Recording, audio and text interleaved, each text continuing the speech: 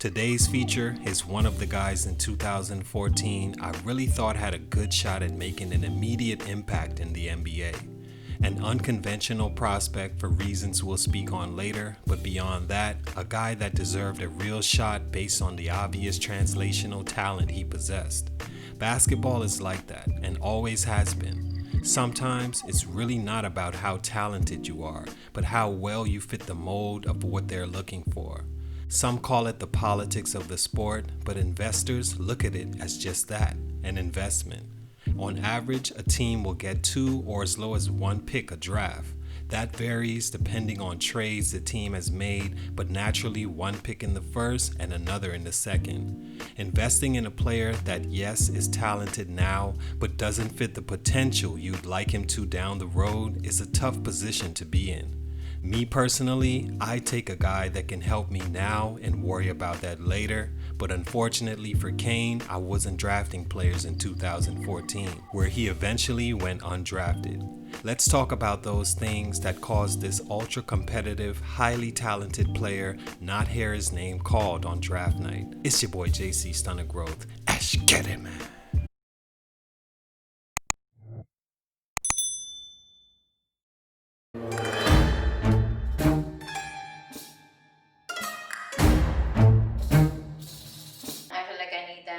Age gap because guys are definitely very immature. Linger a little bit. You take a little sip of your drink, giggle, look away. And he's like, yeah, reservation for 2. And the woman looks up his name. She's like, sir, that reservation's for tomorrow. Kane is from Pittsburgh, Pennsylvania, the son of Calvin Kane, who was a basketball star in his own right and best friend to his son DeAndre, who was a 3-star recruit leaving prep school in North Carolina. Rest in peace to his father, who later passed away prematurely. Kane's development was late to say the least, but watching him play, you just knew he had the pace for the league, the size and strength, and most importantly, his skills were good enough to be able to step in and contribute right away. Why was he undrafted and hasn't played not one game in the league? Here's what I think. Stunt number 1, late development. In my opinion, one of the biggest things that kept Kane from being drafted was his age at the time. He would turn 25 years old right before the NBA draft, but it's a little deeper than that. As mentioned, Kane was rated a 3-star recruit leaving high school, where he played on the same team as DeJuan Blair and won a state championship. He then moved on to an all-boys prep school for a year in an attempt to secure the grades necessary to acquire an NCAA scholarship. From the onset, he was behind age-wise compared to his original class, and that kept continuing throughout college. Kane would select to attend Marshall, where he'd sit out his first season as a partial academic qualifier, placing him another year behind his original class. Both of these setbacks were due to lack of academic development, and I can't stress enough how important it is to your basketball career to do well in the classroom with just the same focus as you put on the court, even though you're pursuing a career that doesn't necessarily require you to be anything more than a productive basketball player. Besides it being the game you have to play in order to further your true passion, it's smart to give yourself something to fall back on in case you don't end up growing to the height you want to, or your talent doesn't develop at the speed you'd like. It's also cool to apply yourself and gain as much knowledge in this world as you can, at least building your conversation abilities at a high level and being able to become the leader you potentially can be. No one's going to follow you if they know more than you do. These setbacks academically put DeAndre in a position where he'd have to be really good and not just good enough. In his first playing year at Marshall, he was named the Conference Freshman of the Year and averaged 15 points a game and 5.6 rebounds and started every game. In his next 2 seasons, he'd be named to the All-Conference second team, averaging 16.5 points and 15.1 respectively. Even with the individual success, his teams failed to make the NCAA tournament in any of his 3 seasons there, which may have played a small role when looking at his development as a leader, especially an older one. Another lack in development was Kane's attitude. In his first 2 seasons at Marshall, he led the nation in technical fouls, which is a show of lack of personal development. Something GMs and investors look strongly at, because if you can't control yourself in a supposed controlled environment of college with so much on the line, how can you expect to control yourself in the league where there's tons of free time and you have the money to be your true self? Not saying it was Kane's true self, but simply how it's viewed from the outside looking in. After graduating from Marshall in 4 years and being dismissed from the team for unspecified reasons, he transferred to Iowa State, where he still had 1 remaining year to play and was granted immediate eligibility.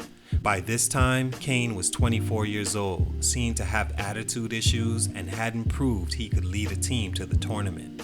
This combination, I believe, played a huge role in him not being drafted. Stunt number 2, on-court questions.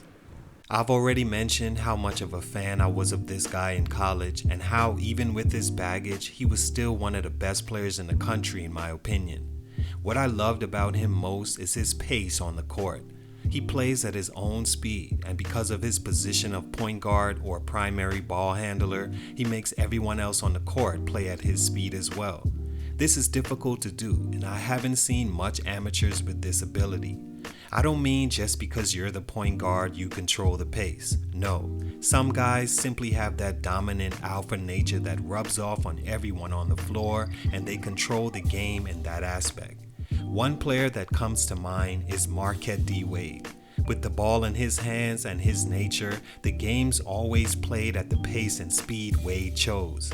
It's one thing I loved about him in college and one thing DeAndre had at Iowa State. To me, he was a less athletic D. Wade in college, and that's a huge compliment. With that said, he still had some issues on the floor similar to D. Wade as well. One of those issues was his turnovers. Kane, to me, isn't a natural point guard, but because of his nature to lead, he was put in that position. This unnaturalness may have played a part in him averaging insane amount of turnovers in his 4 years of college ball, averaging 3.3 for his career and a career high of 4.2 as a junior. Then there's his free throw shooting that never reached over 64% in 4 years with a low of 52 as a junior. That's a bad sign, especially from an older prospect to have these career highs when you're 23 years old at the time. His three-point shooting, besides his year at Iowa State, was also really bad with a career low of 24% in that same junior season. Now granted, this was the season after his father and best friend had passed away, which really hurt Kane, so I have to shoot him some bail there. Still, numbers are primarily what teams look at when choosing between you and a guy like, let's just say, Jordan Clarkson. So yours better be on par or things can take a turn for the worse. On the court, his shooting, streaky efficiency, and turnovers were the breaking point for most teams. Stunt number 3, you'd have to be outstanding. With everything previously mentioned, his on-court issues, age, attitude, and slow development, Kane, or any prospect for that matter, would have to be breathtaking or very lucky to convince teams that you're the investment they've been looking for. To me, Kane passes the eye test to where you could see he was able to impact or at least help a team right away in the NBA if given that right situation. The right situation would be hard to come by though, because of his dominant style of play, but not the youth or outer-worldly talent to get that space to be himself. Kane was really good, but for everything you lose taking him, he doesn't necessarily give you that back in return. Was he a great scorer? Not really. In the Conference USA, he averaged little over 15 points a game for his career.